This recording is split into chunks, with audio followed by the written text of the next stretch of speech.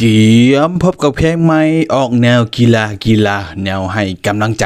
จะมากระแทกใจปลุกระดมให้กำลังใจนักกีฬากองเชียร์ผู้ฟังมีแหงฮึดขึ้นสู้มาเต็มห้อยพร้อมบวกกับอุปสรรคต่างๆกับบทเพลงใจนักสู้สไตล์แรปเปอร์กับ2แรปเปอร์และอินฟูวัยรุ่นยุคใหม่ก็คือทางนั้นโอเว่นและก็ยังโดนะแอดฟังแล้วก็มีแหงฮึดสู้ขึ้นมาทันทีนะโดยเฉพาะเนื้อเพลงโดยย่อเนาะจะเป็นเพลงที่ว่าให้กำลังใจในการก้าวเดินหน้าต่อไป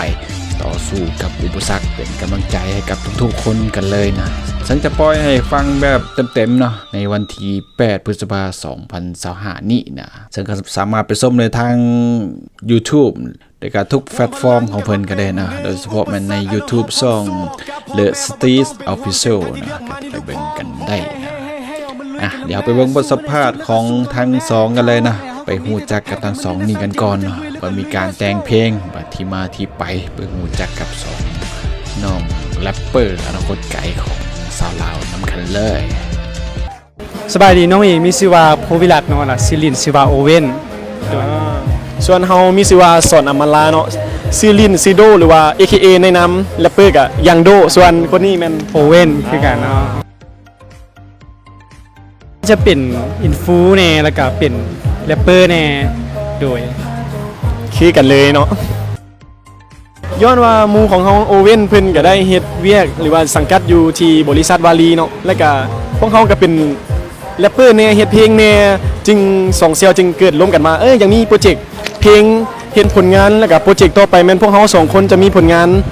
ที่จะเฮ็ดให้เกี่ยวกับไอ้น้องวงการกีฬาหรือว่าทุกคนที่ว่ามีความฝันที่ว่า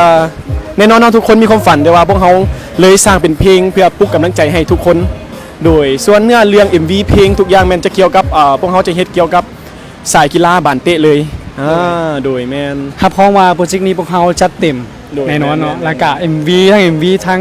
เนื้อเพลงทั้งดนตรีพวกเฮาเต็มร้อยแน่แล้ว